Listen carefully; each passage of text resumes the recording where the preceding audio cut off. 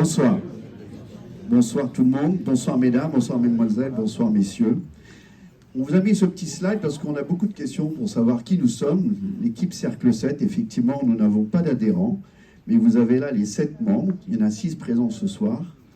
Vous pouvez nous reconnaître par le petit badge que l'on affiche avec nos prénoms. Donc voilà, ça fait un petit descriptif, le temps que je présente notre conférencière. Donc vous avez le président, vice-président, secrétaire, trésorier et bras droit. Voilà. Alors en fait, nous organisons une conférence une fois par mois, le samedi, pour ceux qui le savent, en fin de journée. Si vous n'avez pas donné votre adresse email, parce que pour nous c'est le seul moyen de communiquer avec vous, n'hésitez pas, venez me voir, ou un autre des adhérents fondateurs.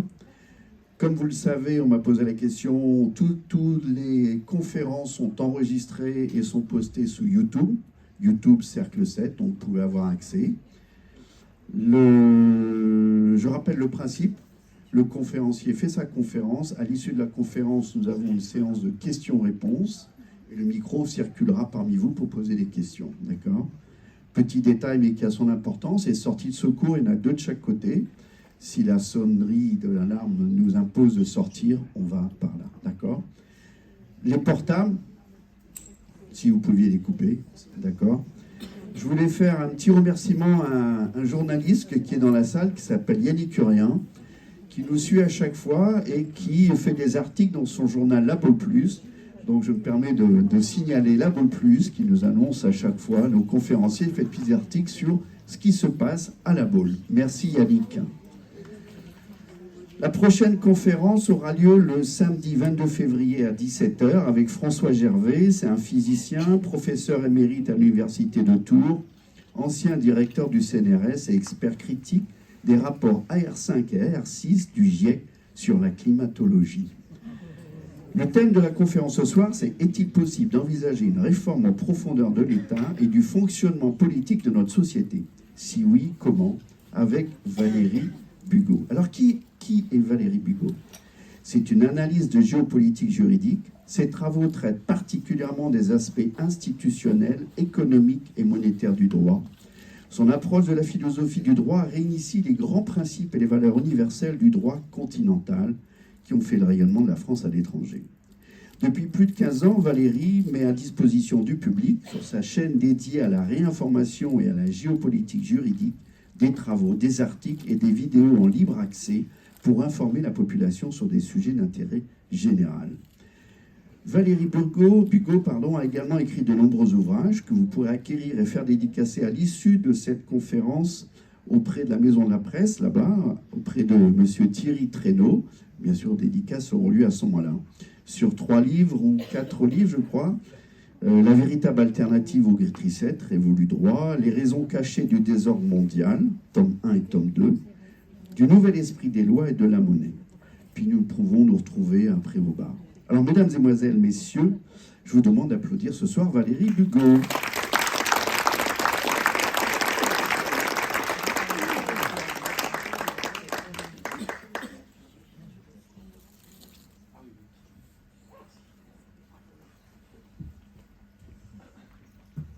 Bien, merci beaucoup d'être... Merci beaucoup d'être... Ça marche? Non? Oui? Vous m'entendez? Oui. Merci beaucoup d'être venus si nombreux pour écouter ma conférence du jour. Je vous en remercie. Comme monsieur m'a présenté, je suis donc juriste de formation, je suis docteur en droit et j'ai fait tous mes travaux à partir des découvertes et des expérimentations juridiques, notamment dans le cadre de l'université, qui m'ont mené sur le chemin, disons, divergent de l'état actuel. Alors, ma conférence a pour objet de vous présenter, peut-être passer, mon projet, le projet que j'ai élaboré, que j'ai conçu, qui s'appelle Révolu droit pour renouveau et évolution du droit, qui est un projet de réforme institutionnelle, mais pas que, c'est un changement de paradigme. En fait, c'est un projet qui met en forme un changement de paradigme à plusieurs étages et que je vais vous présenter dans le cadre de la présente conférence qui va se faire en 3 parties. Donc une première partie Je vous expliquerai qu'est-ce que Révolu Droit. Une deuxième partie, pourquoi faut-il changer finalement? Qu'est-ce qui ne va pas dans le système que nous connaissons actuellement? Et puis une troisième partie, comment le changement peut être mis en œuvre dans le cadre du projet que je porte. Alors, avant de commencer à entrer dans le vif du sujet, je voudrais aussi peut-être faire une contextualisation de l'époque, qui est quand même une époque extraordinaire dans laquelle nous vivons, qui est une époque rare dans l'histoire des civilisations, qui est une époque de convergence des crises. Encore. Donc, cette période de convergence des crises génère en fait une perte de repères totale, générale, radicale. Qu'est-ce que ça signifie, convergence des crises? Ça signifie que nous sommes à un moment où on constate collectivement notre impuissance juridique à agir sur nos vies globalement et celle de nos enfants. Donc nous sommes dans une crise politique au sens propre du terme.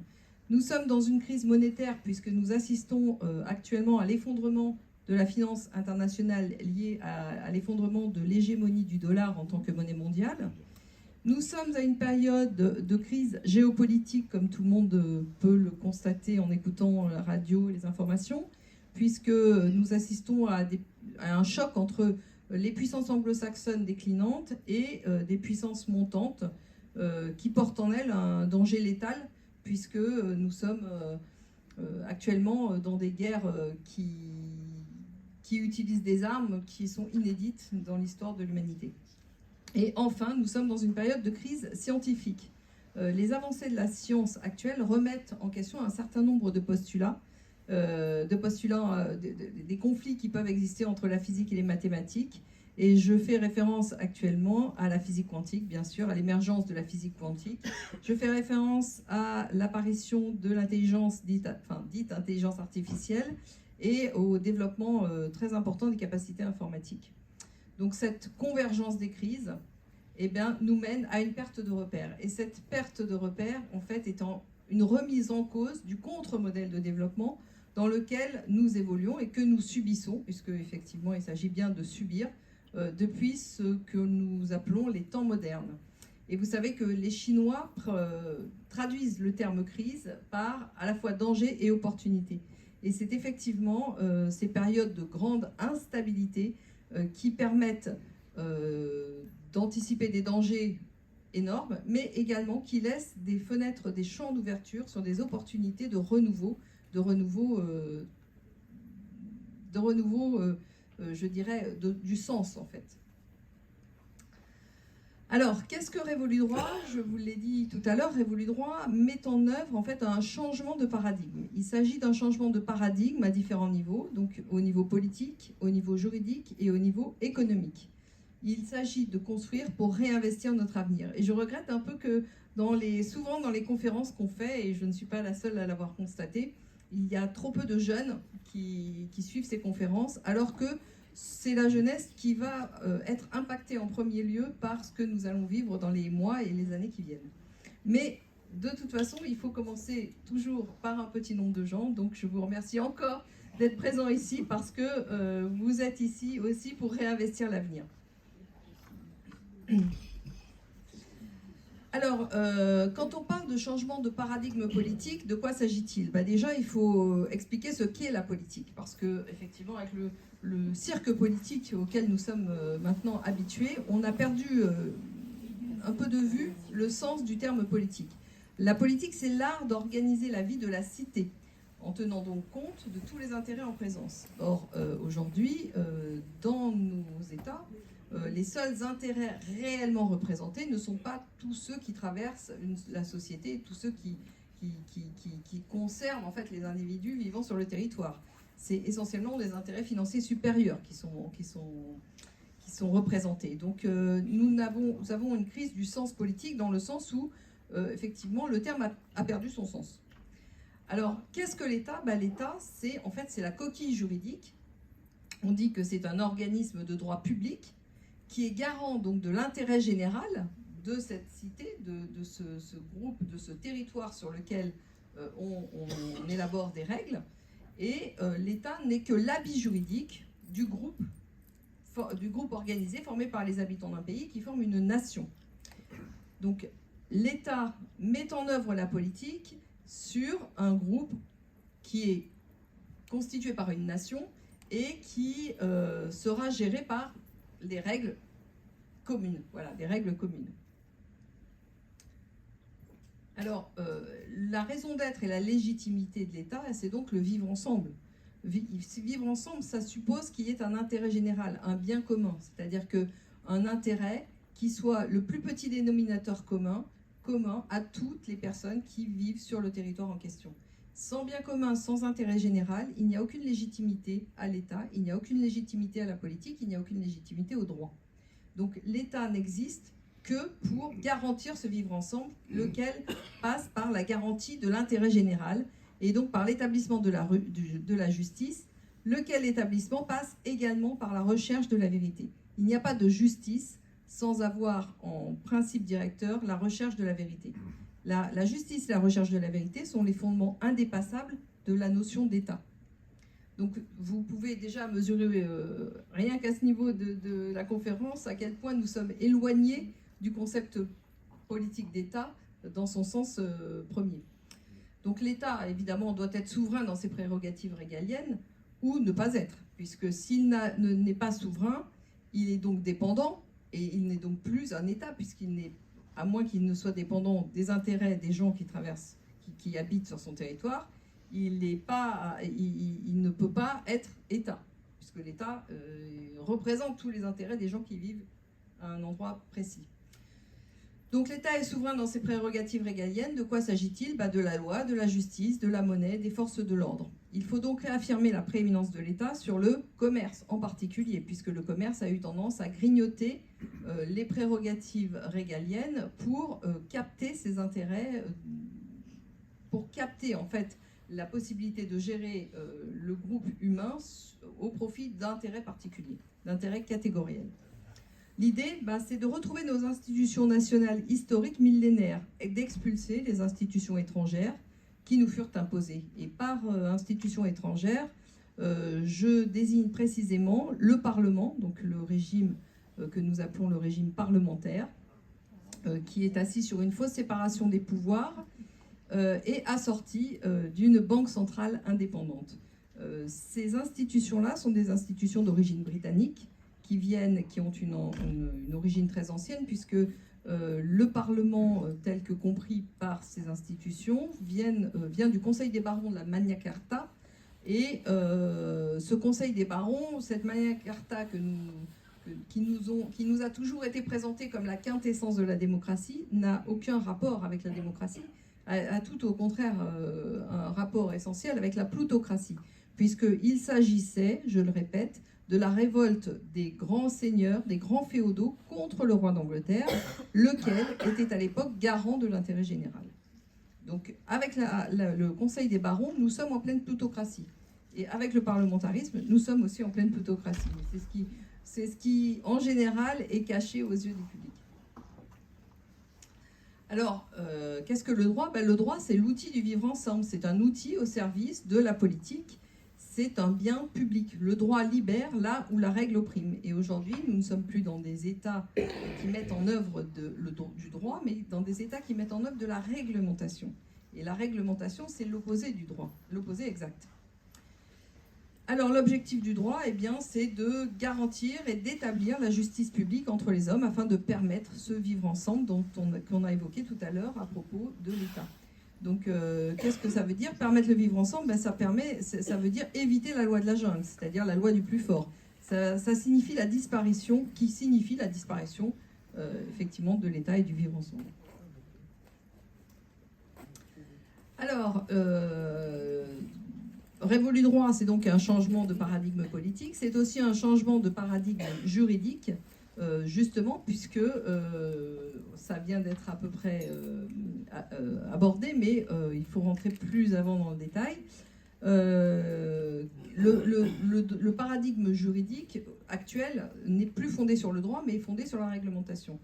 Et la réglementation ne garantit pas, en fait, la pérennité du vivre ensemble, ne garantit pas la justice et ne garantit certainement pas la recherche de la vérité.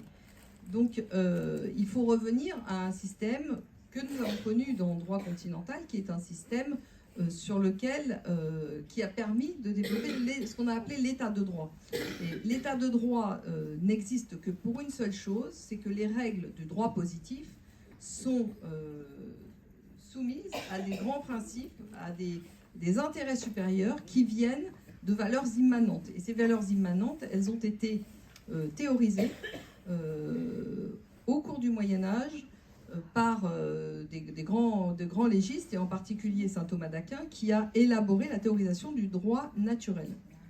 Alors, le droit naturel, c'est le guide, en fait. C'est les principes, ce sont des grandes valeurs mises par écrit et qui sont les guides, les Anglais parlent de guidelines, qui sont les garde-fous du droit positif, c'est-à-dire des règles qui s'imposent dans les codes que vous connaissez, qui s'imposent à tous les citoyens, à tous les gens qui habitent sur le territoire dont il est question. Donc, si nous n'avons pas un droit naturel fondé sur des valeurs immanentes qui imposent des limites au droit positif commun, nous ne sommes pas en état de droit. Et c'est bien ce à quoi nous assistons aujourd'hui.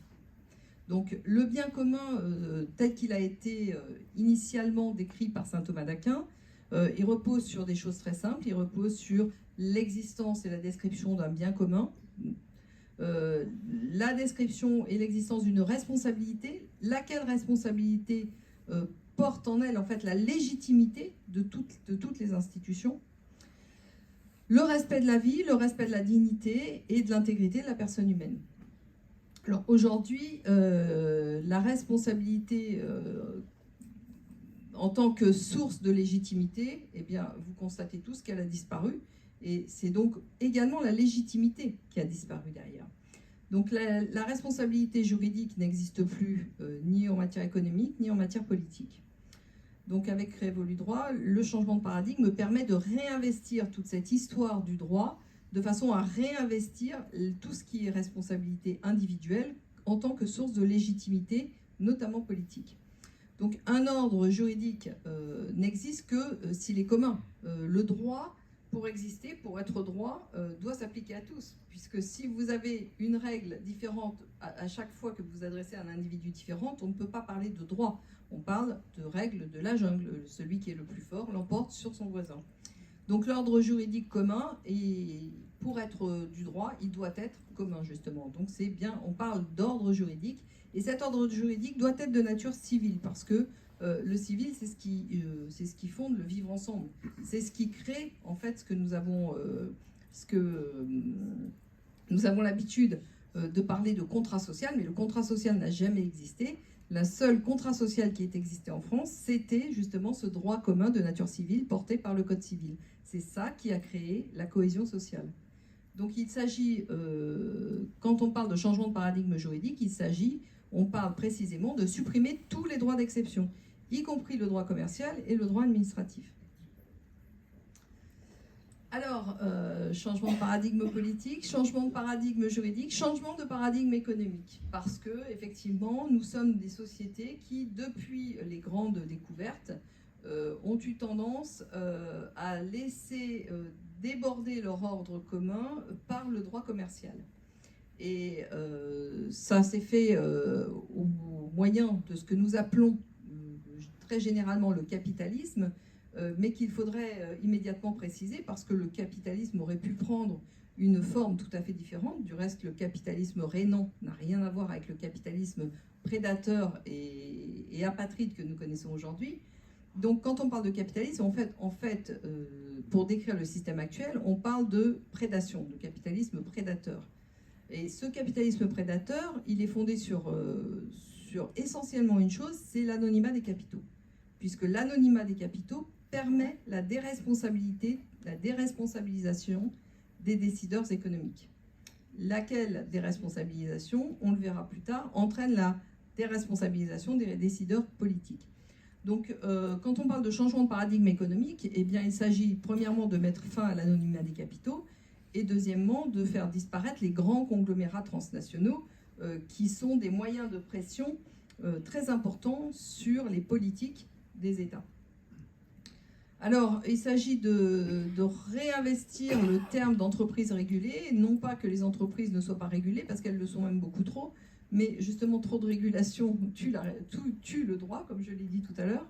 Donc les entreprises seront régulées, c'est-à-dire que le changement de paradigme réinvestit une forme juridique unique d'exercice d'une activité, d'exercice en commun, parce que individuellement on peut toujours exercer. Mais quand on veut se mettre en entreprise, eh bien, le changement de paradigme économique justifie une forme unique d'exercice professionnel. Et cette forme unique, je l'ai appelée la nouvelle entreprise, c'est-à-dire c'est le réinvestissement de tous les principes qui ont été développés dès le 19e siècle et que nous avons appelé la participation. Alors vous savez que la participation, ça a été développé par l'Église catholique, par la doctrine sociale de l'Église au 19e siècle, mais ça a été repris dans le courant, les premières moitiés et surtout au milieu du XXe siècle par des grands juristes qui ont voulu imposer, notamment au moment du CNR, quand la guerre était en train de se terminer. De Gaulle, à la sortie de la guerre, a réussi à imposer une grande partie des projets du Conseil national de la résistance, à l'exception d'une chose, la participation. Donc tout a pu être mis en œuvre, sauf la participation. Et c'est parce que la participation n'a pas pu s'imposer que nous avons après retrouvé en fait les vieux démons du capitalisme prédateur qui sont revenus et qui ont à nouveau permis de retourner les choses en leur faveur.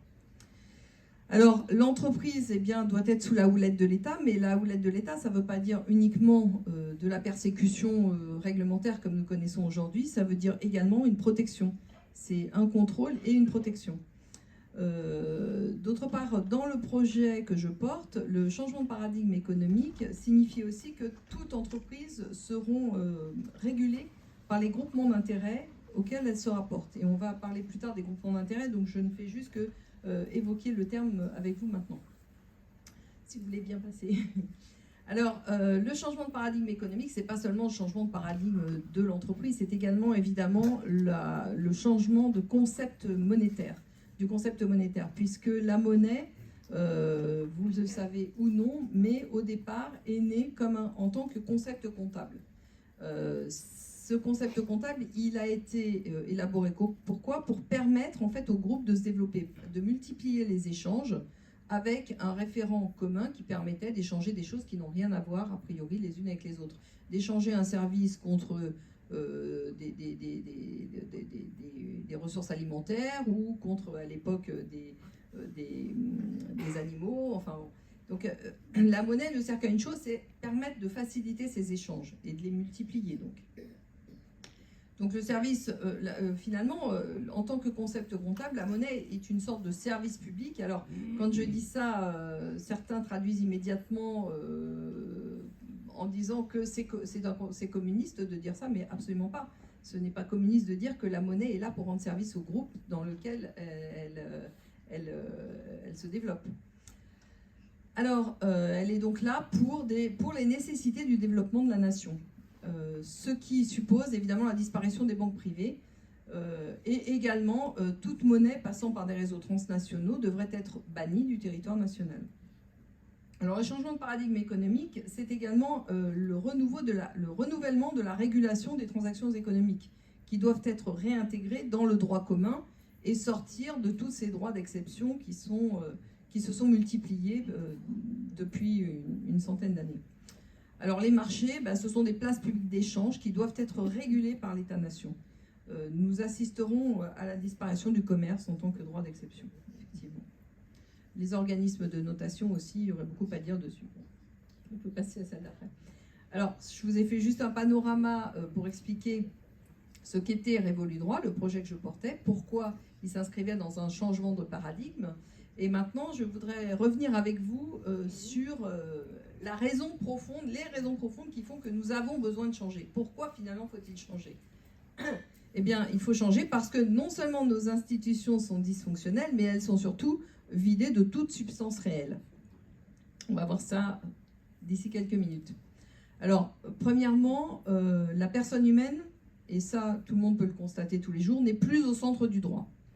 Deuxièmement, la responsabilité des décideurs réels a disparu, ce qui a entraîné l'irresponsabilité juridique des décideurs politiques. Et enfin, je dirais en résonance des deux premières raisons, eh bien, la cohésion sociale a disparu. Et là, nous reviendrons effectivement sur le fait que trop de droit tue le droit. Alors, la personne humaine n'est plus au centre du droit. Pourquoi ? Premièrement, la vie n'est plus une valeur supérieure du droit. Aujourd'hui, on assiste maintenant à des possibilités d'avortement à 9 mois, l'euthanasie qui se généralise, pour ne pas dire qui se banalise, le suicide assisté qui commence à se développer dans des proportions inquiétantes, la sécurité sociale qui rembourse les stérilisations de jeunes gens. Donc on se rend bien compte que la vie en tant qu'existence n'est plus une préoccupation que le droit est chargé de protéger. L'intégrité humaine non plus n'est plus une préoccupation du droit, et on va même dire qu'elle est aujourd'hui de façon systématique de plus en plus souvent bafouée. Alors je souligne l'incitation au transgenrisme qui n'est pas, attention, qui n'a rien à voir avec des problèmes individuels, mais qui sont infinitésimales par rapport à la société, c'est-à-dire que le transgenrisme peut exister sur 0,00%, 1% de la population, ce qui n'est pas en cause ici. Ce qui est en cause ici, c'est l'incitation par les pouvoirs publics au transgenrisme. Il s'agit également d'attaques systémiques sur le génome humain, et en général, plus que le génome humain, tout le génome du vivant. Une commercialisation du vivant qui est aujourd'hui banalisée, complètement normalisée, le corps humain et ses produits, la GPA, la PMA, les ventes d'organes, tout ça, j'aime bien quand même le rappeler, normalement est interdit par le Code civil. Et effectivement, derrière toutes ces manifestations, nous avons les brevets qui favorisent la commercialisation du vivant. Alors, la dignité humaine non plus n'est plus respectée par le droit. Elle est même devenue un lointain souvenir, et en particulier liée au capitalisme prédateur que j'ai évoqué tout à l'heure. Les lois et le mode de vie qui favorisent l'hédonisme outrancier. Nous assistons maintenant à la pornographie systémique qui est intégrée aux pratiques commerciales usuelles. Vous vous promenez dans la rue, c'est assez éclairant. L'organisation de l'isolement et de la confusion des individus. Comment ? Eh bien, d'une part par l'éclatement des cellules familiales, la déculturation des individus par l'organisation systématique de perte de repères. Alors nous avons évidemment les migrations organisées, nous avons la confusion organisée du genre des personnes et la falsification systémique de l'histoire. Donc tout ça crée une confusion qui génère de l'isolement des individus. Et puis nous avons l'organisation de la précarisation des individus. Ça, c'est presque plutôt une conséquence avec le développement des tendances suicidaires et addictives.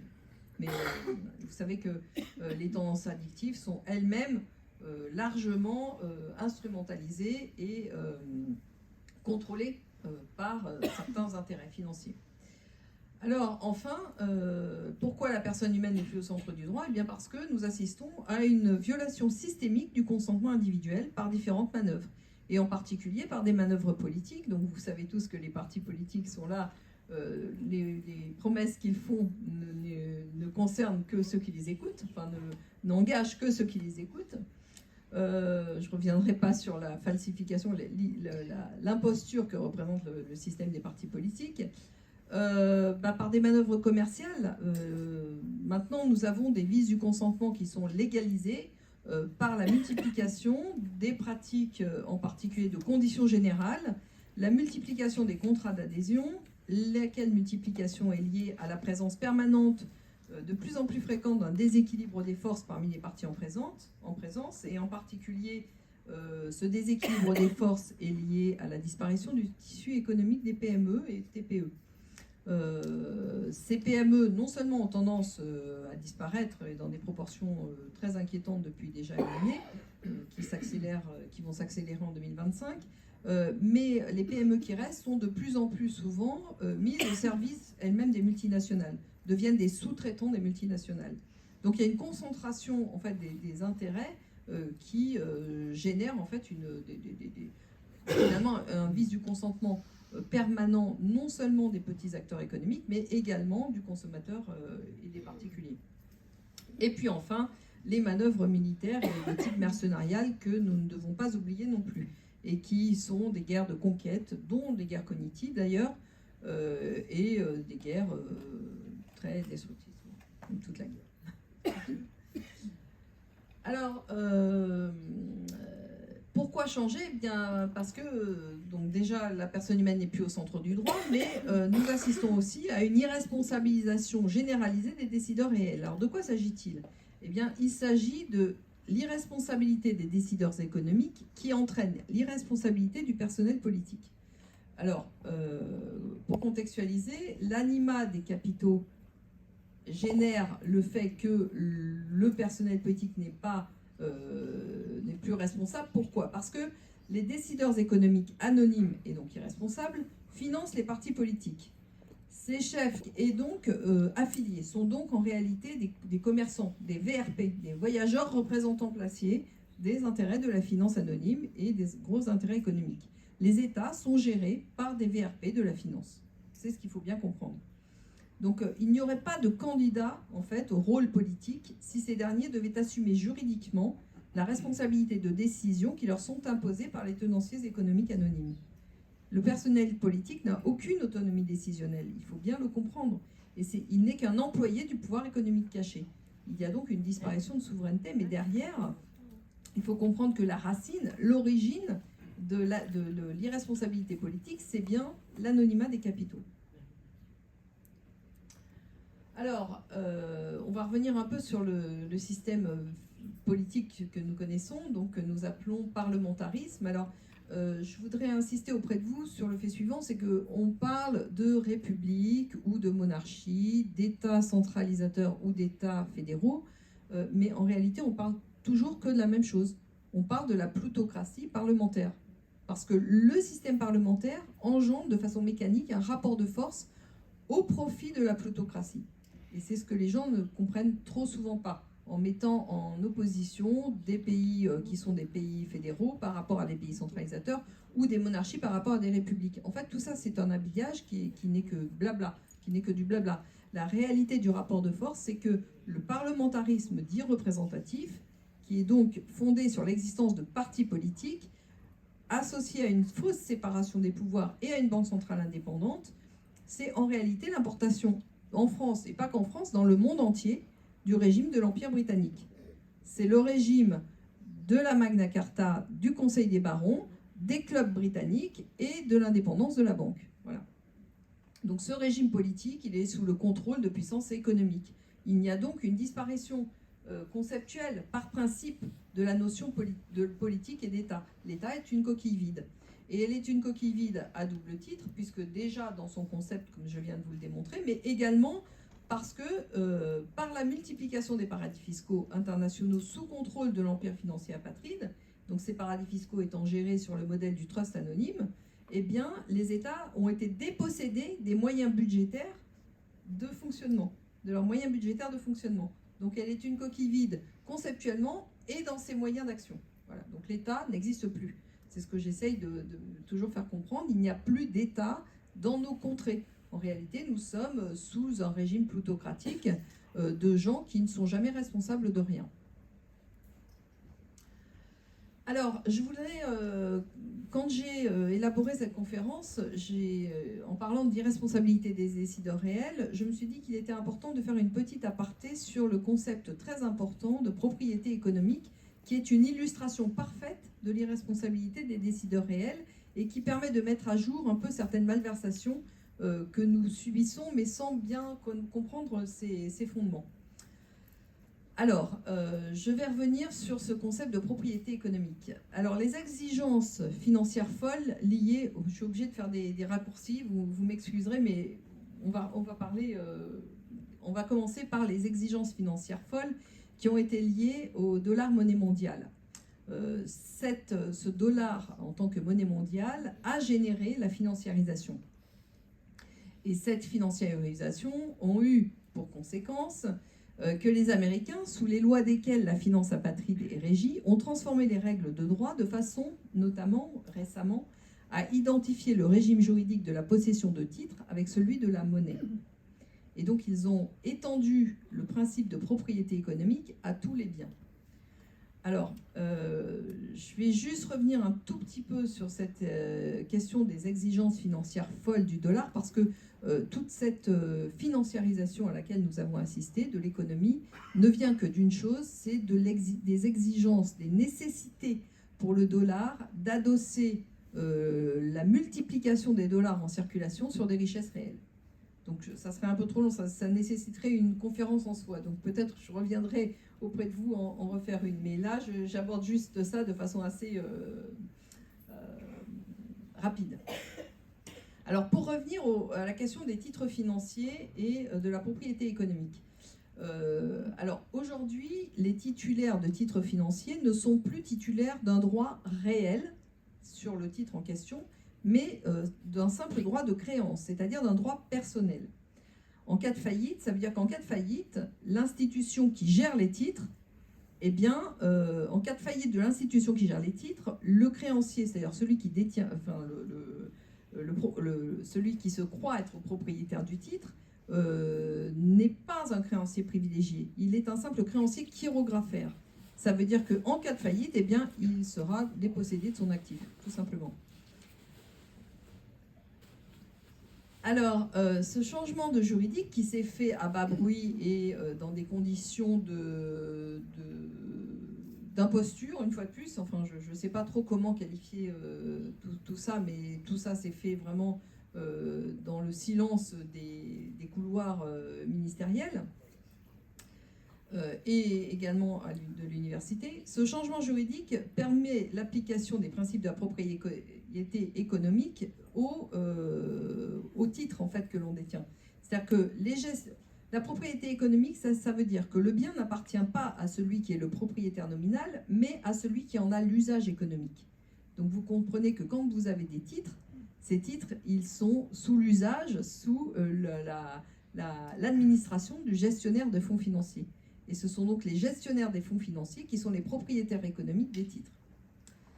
Alors, par la titrisation, par le moyen de la titrisation, ces titres financiers ont été anonymisés et fongibilisés pour être centralisés au niveau mondial dans des structures ad hoc, des structures dédiées, justiciables du droit anglo-saxon américain.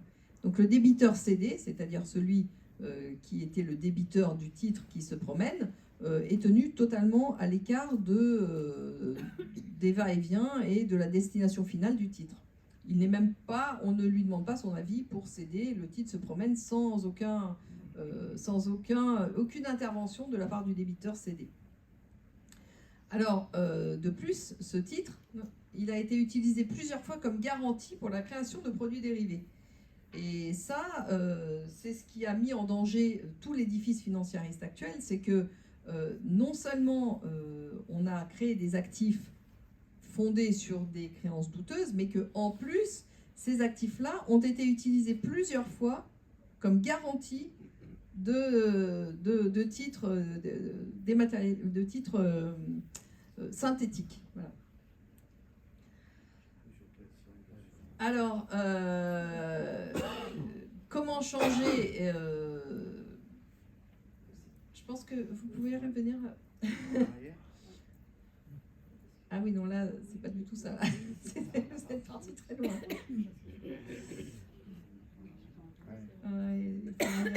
Encore.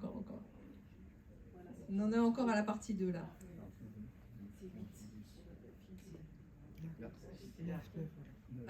Oui, on en était là, exactement. Alors, oui, donc maintenant, c'est ça, que tout l'édifice financiariste est mis en danger par la titrisation et la création de produits dérivés. Ok, on peut passer à celle d'après, s'il vous plaît. Alors, le changement juridique de la nature du droit sur les titres, ça s'assimile en fait à une dépossession juridique qui passe par une malversation juridique. C'est-à-dire que les gestionnaires des fonds titrisés, donc ce sont devenus finalement les propriétaires économiques de ces biens, et en plus ils ont validé l'usage multiple d'un même titre en créant plusieurs produits dérivés adossés à ces titres.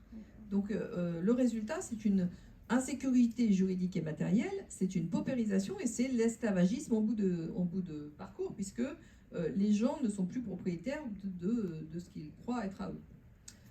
Alors le seul moyen de défense, pourquoi j'ai intégré cette petite aparté dans le cadre de l'irresponsabilité des décideurs réels, bien parce que vous voyez bien que c'est un rouleau compresseur économique qui a imposé tout ce système et qui est passé par le moyen du parlementarisme pour imposer les lois qui génèrent tout ça.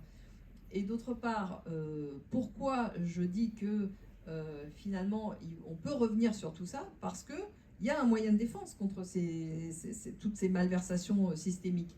Il suffit de réimposer la prééminence de notre système de droit ancestral en réimposant la distinction traditionnelle entre droit réel et droit personnel, en interdisant les systèmes scélérats de la fiducie et de la titrisation, et en réaffirmant l'État comme une entité de droit public international chargée de réguler les sociétés humaines dont l'économie fait partie.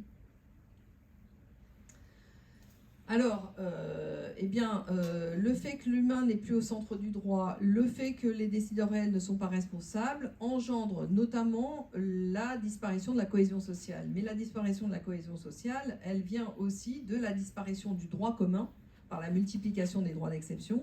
Elle vient de la commercialisation des principes du droit civil. Donc le droit civil a eu tendance ces dernières décennies à se transformer en droit commercial. Elle vient de la disparition du droit naturel en tant que guide suprême du droit commun. Elle vient de la disparition de la permanence du droit en raison du positivisme exacerbé et du parlementarisme dit représentatif.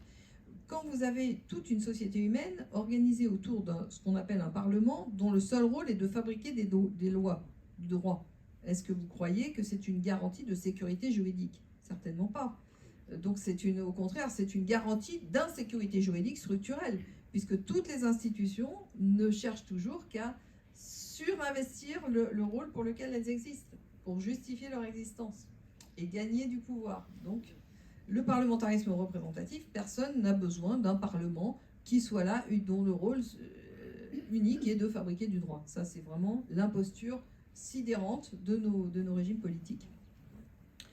Alors, et puis évidemment, l'irresponsabilité systémique du personnel politique, tout pouvoir législatif, exécutif et judiciaire confondu, évidemment, puisque vous savez que le parti qui envoie donc ses candidats, quand un parti ou des partis gagnent des élections, ils envoient leurs candidats au sein du pouvoir législatif, lesquels seront aussi sélectionnés parmi les partis vainqueurs pour les envoyer au sein du système exécutif. Et l'autorité judiciaire n'est pas un pouvoir, mais une simple autorité, puisque que ce soit le siège et le parquet, ces deux entités juridiques fonctionnent sous l'autorité d'un ministre qui fait partie intégrante du pouvoir exécutif.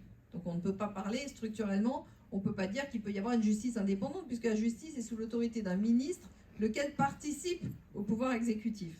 Donc tout ça, c'est une imposture. Alors, les effets de la disparition de la cohésion sociale, eh bien, c'est l'effet de la disparition de l'état de droit. Disparition de la recherche de la vérité et de la justice par l'État, dont les organes sont mis au service d'intérêts particuliers et non plus de l'intérêt général. Les conflits sociaux sont exacerbés par les lois. Et là, je parle du droit positif. Et donc, ces conflits sociaux exacerbés par les lois, ne peuvent pas, j'ai fait un lapsus révélateur, ne peuvent pas être traités par l'autorité judiciaire ou pénale, par le juge. Le juge ne peut faire qu'une seule chose, c'est appliquer les lois. Si c'est les lois elles-mêmes qui créent des conflits sociaux, vous ne pouvez pas compter sur le juge pour résoudre ces conflits. C'est quand même évident. Donc nous assistons à la disparition, comme je l'ai déjà dit plusieurs fois, de la notion même d'État par la privatisation de ses prérogatives régaliennes et la multiplication des organismes supra- et internationaux. Alors là, j'insiste beaucoup parce que tout ce modèle que je viens de décrire, et notamment les PPP dont nous entendons de plus en plus souvent parler, donc les partenariats publics-privés, sont issus du modèle de la Compagnie des Indes britanniques. Donc c'est vraiment le modèle britannique dans toute son ampleur qui s'est imposé dans le monde entier. Et il faut bien le comprendre. Nous avons été en France la première locomotive, le premier wagon de la locomotive britannique. Mais ce système, quand on parle de gouvernement mondial, le gouvernement mondial, de facto, il existe déjà, puisque le monde quasiment entier, tous les pays du monde sont organisés sur le modèle britannique. Ce qui crée des facilités de communication et des facilités de corruption. Voilà. Alors, pour résumer, eh bien, vous avez le Parlement représentatif, les paradis fiscaux et l'anonymat des capitaux qui génèrent la disparition du concept politique d'État, lequel devient aux mains d'intérêts de nature privée, financiers. Il n'y a aucun contre-pouvoir institutionnel aux puissances d'argent dans nos régimes politiques. Et ça, il faut le dire. Il n'y a structurellement aucun contre-pouvoir. Le droit qui ne respecte pas sa mission, donc, puisqu'il n'y a plus d'intérêt général à respecter, perd sa légitimité d'outil de cohésion sociale. Voilà, donc là, c'est un état des lieux un peu général. Je vous ai fait assez brièvement, mais bon, on pourrait en parler pendant des jours et des jours. Hein. Alors, comment arriver à ces changements de paradigme que je vous ai décrits en première partie et comment y arriver, en particulier avec le projet que je porte? Eh bien, il faut déjà réinvestir notre modèle millénaire de développement, notre modèle politique, économique et social. Et la politique, elle appartient aux gens qui habitent sur le territoire. Elle appartient à nous, elle appartient à tout le monde. Vous faites tous de la politique. Dès que vous parlez d'intérêts qui dépassent votre intérêt privé, vous faites de la politique.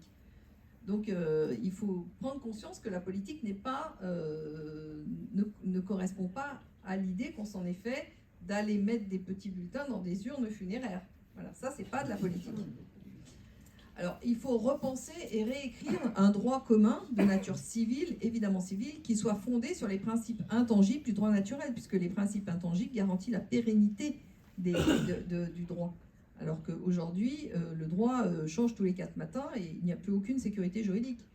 Donc ces principes, ils ont été élaborés de façon très pertinente, en premier lieu par saint Thomas d'Aquin. Malheureusement, le droit naturel, par la suite, a été modernisé, mais nous pouvons fort bien revenir aux principes essentiels élémentaires, tels qu'ils avaient été décrits par saint Thomas d'Aquin, en les adaptant évidemment à l'époque moderne et à tous nos développements, notamment technologiques modernes. Et puis, il faut opter pour la troisième voie de développement, c'est-à-dire rejeter toutes les idéologies, rejeter tous les ismes, vous savez, libéralisme, communisme, socialisme, tout ça, il faut rejeter au profit du réel. Et le réel, qu'est-ce que c'est? C'est tenir compte en particulier de l'existence des rapports de force, parce que tout sur cette terre est fondé sur les rapports de force. Et donc on ne peut pas les faire disparaître, les rapports de force. Si on vous fait croire qu'ils ont disparu, c'est que certains les ont accaparés. Donc il faut non pas les faire disparaître, ce qui ne sera pas possible, mais les réguler, les canaliser, de façon à pouvoir les contrôler et pouvoir changer les choses, avoir une action possible sur le cours des événements. Il faut aussi déconcentrer évidemment les centres de décision et revenir au principe selon lequel le pouvoir central n'est légitime que pour gérer les seules décisions nationales. Les pouvoirs régaliens ne concernent que les seuls biens qui sont communs à l'ensemble des habitants. L'État n'est pas là pour réglementer ce qui se passe dans la cuisine ou la chambre à coucher des individus. Il est là pour réglementer le bien commun, ce qui concerne tout le monde et qui donc nécessite une gestion commune. Alors, comment dans Révolu Droit, on canalise les rapports de force et le pouvoir qui font, je le répète, partie du réel? Eh bien, il s'agit Révolu Droit permet d'interdire la prédation, l'accaparement, en réinstaurant la hiérarchie des normes avec le droit naturel à son sommet, en organisant des contre-pouvoirs internes à nos institutions et non pas externes en fonction de blocs qui s'opposeraient, de blocs géopolitiques qui s'opposeraient. Les contre-pouvoirs internes à nos institutions s'organisent sur le modèle des groupements d'intérêt et des collectifs citoyens.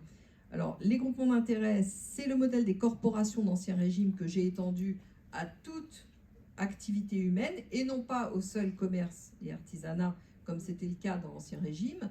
Donc j'ai étendu ce mode de fonctionnement à tout type d'activité humaine. Et les collectifs citoyens, ça réinitialise l'organisation de la vie locale autour des communes. Les préfets sont repensés en tant que missi dominici, c'est-à-dire qu'ils sont en fait ils sont les garants du fonctionnement. Ils mettent en fait de l'huile dans les rouages institutionnels, c'est-à-dire qu'ils recueillent les doléances que tous les individus peuvent avoir, ils les traitent et en fonction des doléances qui reviennent, etc., les sujets sont abordés et réglés. Les recours juridictionnels, je réinvestis une justice déléguée et une justice retenue, c'est-à-dire que tous les groupements d'intérêts sont autonomes dans leur réglementation. C'est-à-dire que les réglementations professionnelles ne rentrent pas dans le champ d'application du droit, mais sont dispensées par les groupements d'intérêts qui en ont la responsabilité. Et les groupements d'intérêts ont également la responsabilité de gérer les conflits d'intérêts qui surgissent parmi leurs membres à l'intérieur de leur corporation, de leur groupement. Donc ça s'appelle la justice déléguée, déléguée au groupement d'intérêts, avec une justice retenue par le pouvoir central et in fine dans les mains du chef de l'État qui est le garant de la bonne, qui est le garant de l'intérêt général et du bien commun. Il est le garant de la justice. Alors, donc il y a une justice déléguée, une justice retenue, et au-dessus de cet édifice juridictionnel, j'ai élaboré un juge d'équité pour les cas très exceptionnels, parce que vous savez que dans le meilleur cas possible, avec un droit qui ne pourrait pas être mieux formulé que ce qu'il est, avec des juges de très bonne volonté, il peut avoir qu'avec le meilleur droit possible et des juges de meilleure fonction, enfin de meilleures dispositions possibles, vous arrivez à des jugements qui ne sont pas équitables. Et ça peut arriver. Pour garantir que ce genre de jugement ne se renouvelle pas trop, j'ai estimé utile de créer un juge en équité tout en haut de la pyramide juridictionnelle. Alors, les trois grands groupements d'intérêt, enfin les groupements d'intérêt sont classés en trois grandes catégories qui sont des grands groupements d'intérêt. Ces catégories sont des contre-pouvoirs les uns par rapport aux autres, les unes par rapport aux autres. De la même façon que chaque groupement d'intérêt qui formalise les intérêts politiques d'une catégorie d'individus et d'activités est en soi un contre-pouvoir par rapport au groupement d'intérêt d'à côté. Donc ça réinvestit en fait le rapport de force à l'intérieur de notre société qui redevient vivante, si vous voulez. Les gens seront réhabitués à lutter pour défendre leur intérêt, mais avec une capacité de le faire, ce qui n'est pas le cas aujourd'hui. Le chef d'État, eh bien, c'est un arbitre, il est garant des institutions en interne et il est le représentant de l'État à l'international. Et quand on dit un arbitre garant des institutions, c'est qu'il est en réalité le protecteur de l'intérêt général. Et c'est le seul rôle du chef de l'État. Mais c'est un rôle essentiel, qui seul permet de garantir le vivre ensemble, en fait. Alors, vous pouvez appeler le chef d'État comme vous voulez, peu importe le nom qu'on lui donne, mais il faut respecter le fait que sa seule fonction, c'est celle de garantir l'intérêt général. Alors, canaliser les rapports de force, oui, alors le pouvoir doit exister, il est à nouveau, dans le cadre de Révolu Droit, réinvesti dans le cadre de la vie locale et de la vie par thème d'activité. Mais il faut penser aussi que le pouvoir et le pouvoir central a besoin de temps pour se manifester et pour être responsable. Parce que lorsque vous avez des décisions qui doivent être prises par le pouvoir central, gouvernement ou chef d'État, ça nécessite d'être prise souvent sur des durées de long terme.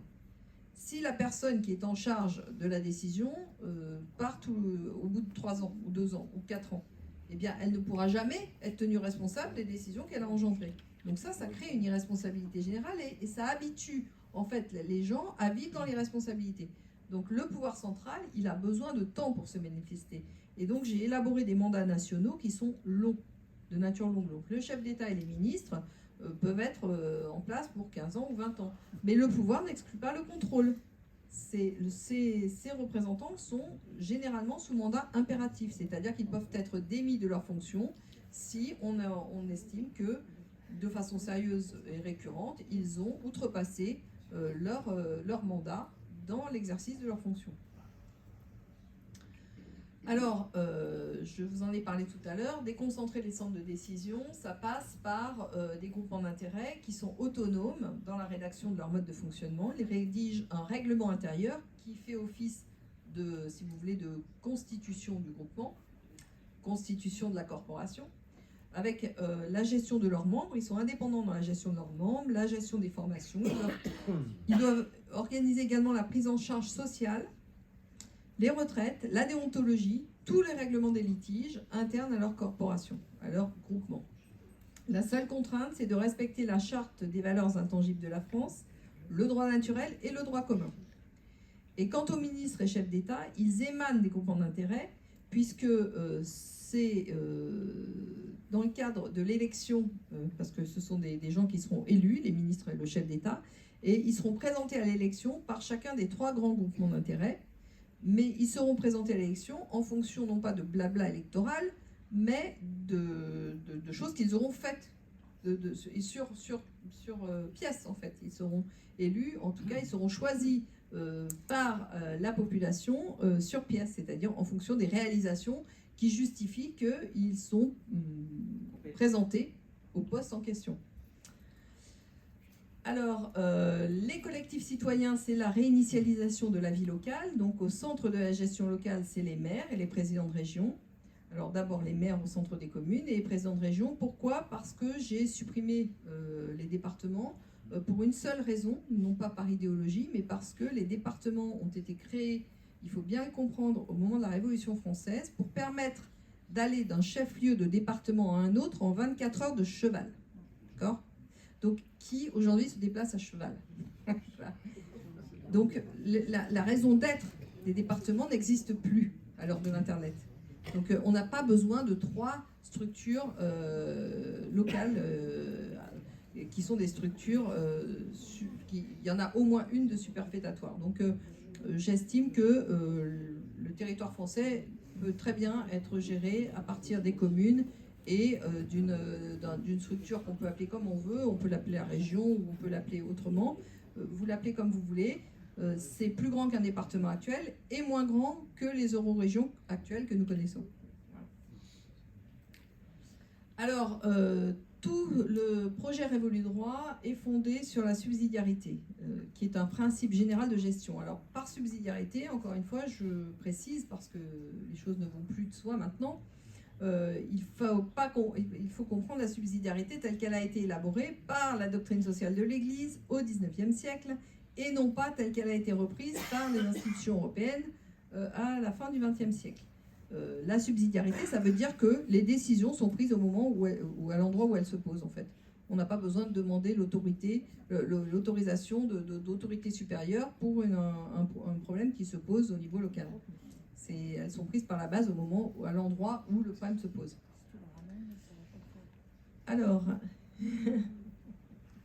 le pouvoir central dans le projet Révolu Droit est chargé du seul régalien. Alors, il émane de la base, vous l'avez vu, puisqu'on en a parlé tout à l'heure. Les ministres et le chef d'État sont proposés à l'élection sur la base de leur réalisation personnelle. Ils sont élus par un vote, mais qui est un vote non pas aveugle, mais un vote éclairé, puisque les gens ont la possibilité de choisir entre plusieurs personnalités qui leur sont proposées en fonction des réalisations des dites personnalités. Le pouvoir central gère les seules décisions nationales, les pouvoirs régaliens. Il y a une répartition des rôles entre le gouvernement et le chef d'État. Donc je garde un exécutif bicéphale. Pourquoi ? Parce que le gouvernement est généralement chargé de l'administration générale des affaires et le chef d'État, pendant que le chef d'État est le garant de l'intérêt général et de la justice. Ce chef d'État a également une fonction de représentation de l'État à l'international. Alors, le gouvernement, il est composé de 5 ministères. Alors là, je vous présente le projet Révolu Droit avec son gouvernement et la composition du gouvernement et ensuite la définition du chef d'État. Alors, le gouvernement, c'est 5 ministères. Un ministère de faire le droit, un ministère de dire le droit, un ministère de la langue française, des forces de l'ordre de nature défensive et de la monnaie et des finances. Le ministère de faire le droit, il organise le corps des légistes. Il est garant de la charte des valeurs intangibles de la France, il est garant des valeurs supérieures du droit naturel, qu'il a la charge de formaliser. Il est garant de la réécriture du droit commun civil en supprimant tous les droits d'exception, de la réécriture du droit pénal, et il est responsable de la formation des légistes. Si vous voulez bien passer celle d'après. Non, juste avant. Le deuxième ministère, c'est le ministère de dire le droit, c'est-à-dire qu'il organise la justice retenue par le pouvoir central, c'est-à-dire des cours régionales et la Cour nationale, qui est une cour de cassation. Et ces juridictions sont des juridictions de recours par rapport à la justice déléguée. Il organise également la formation des magistrats. Alors je propose 1 an au ministère de faire le droit, plus 1 an passé en juridiction, et 1 an passé auprès des préfets, qui sont des missi dominici, chargés des doléances, du recueil des doléances publiques. Ensuite, le ministère de la Monnaie et des Finances, qui coordonne avec les grands groupements d'intérêt la création et la circulation monétaire du franc. Il est chargé du financement de toutes les fonctions administratives par la sous-monnaie Gouv.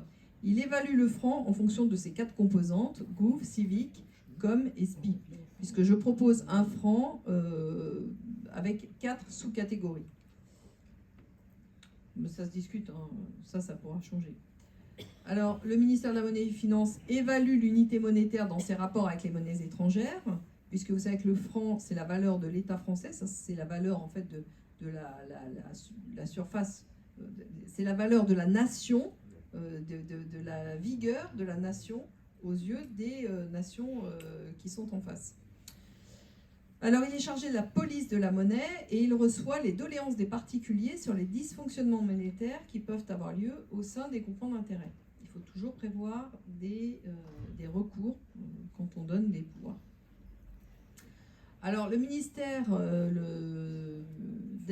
l'avant-dernier ministère, c'est le ministère des Forces de l'Ordre, qui sont de nature défensive. Donc, il coordonne, il organise et contrôle et nomme les 2 responsables des forces intérieures, donc des polices régionales sous l'autorité d'un chef de l'ordre intérieur, des gendarmeries, une gendarmerie nationale et des gendarmeries spécialisées sous l'autorité d'un gendarme en chef, et enfin le responsable des forces extérieures, le CEMA, ça, rien ne change. Et enfin, le ministère de la langue française. Vous savez que l'Académie française a été fondée le 13 mars 1634 sous Louis XIII par Richelieu. Et cette académie a permis le rayonnement de la France, puisque le français était une langue qui était extrêmement structurée et qui était très, très, très riche et très performante dans l'expression des besoins. C'est notamment par le développement de l'Académie française que le français et la France ont rayonné dans l'histoire.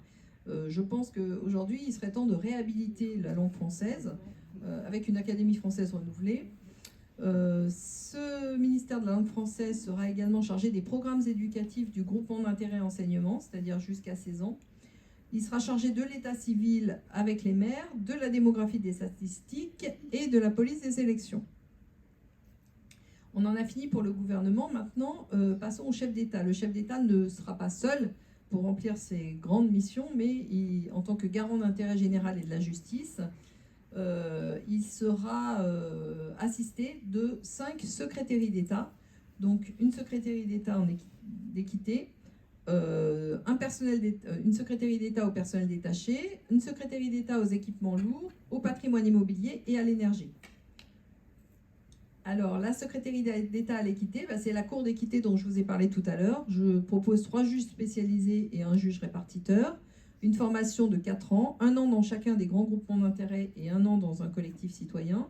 Pas de jurisprudence, puisque ça évitera de connaître les dérives que le droit anglais, britannique a connues avec l'equity, qui n'a plus grand-chose à voir avec l'equity. On ne peut juger en équité qu'en fonction de données précises qui se posent à un moment précis. On n'a pas besoin de se référer à une jurisprudence qui aurait eu lieu 200 ans avant, qui aurait une vague ressemblance avec un procès en cours. Donc il n'y a pas de jurisprudence sur la Cour d'équité. Une secrétaire d'État au personnel détaché, donc un corps diplomatique et 4 corps en métropole. Alors le corps diplomatique serait chargé notamment de préparer des traités internationaux, lesquels seraient validés par le chef d'État. Le ministre de faire le droit pourrait y rédiger des amendements et tous les traités internationaux seront acceptés par référendum. Ça fait une grosse différence avec ce que nous connaissons aujourd'hui. En métropole, il y aurait 4 corps d'État qui seront organisés de la façon suivante. Des préfets dominici, donc dans chaque commune et région, qui recueillent les doléances publiques. S'il vous plaît. À l'outre-mer, un personnel chargé de l'outre-mer et des partenariats renforcés, donc qui sont des interlocuteurs et des correspondants à l'étranger. Des inspecteurs des forces de l'ordre, donc qui seront chargés d'inspecter le ministère des forces de l'ordre, d'améliorer des éventuels problèmes structurels ou de résoudre des problèmes de personnes. La maison militaire du chef de l'État, puisque la sécurité du chef d'État et des 5 secrétaires d'État seront assumées par cette maison militaire. Il y aura également une secrétaire d'État chargée de la gestion du patrimoine immobilier national, alors qu'il soit foncier, bâti et non bâti, forêt, champs, châteaux, monuments historiques, bâtiments industriels et commerciaux désaffectés. Une secrétaire d'État chargée de l'énergie pour les sources, l'approvisionnement et la distribution. Une secrétaire d'État chargée des équipements lourds. Alors là, on parle des équipements portuaires, aéroportuaires, routiers, autoroutiers, tout ce qui est utile au transit des personnes et des marchandises. Voilà, donc ça, je vous ai globalement fait un schéma d'ensemble de ce qu'est le projet Révolu Droit. Donc j'espère que vous avez bien compris qu'il s'agit réellement d'un changement de paradigme à plusieurs étapes, changement de paradigme au niveau politique, au niveau juridique et économique. En conclusion, Révolu Droit apporte renouvelle en fait les institutions françaises millénaires en éjectant hors de notre territoire tout ce qui nous a été imposé de l'étranger, est une réponse actuelle aux besoins actuels, mais la réponse concrète vous appartient à vous. En fait, Révolu Droit, c'est pas moi. J'ai juste élaboré les grandes lignes et les rapports de force de façon à ce que le système reste équilibré, mais Révolu Droit ne sera jamais mis en œuvre si les Français ne s'en emparent pas. Donc c'est à chacun, partout où vous êtes, de vous emparer. Mon livre donne le mode d'emploi, achetez-le, investissez-vous dedans et organisez-vous en tant que groupement d'intérêt, collectif citoyen, et vous dévitaliserez ainsi ce qui n'a déjà plus de substance actuelle dans nos politiques, dans ce que nous connaissons aujourd'hui dans nos régimes politiques. Je vous remercie beaucoup pour votre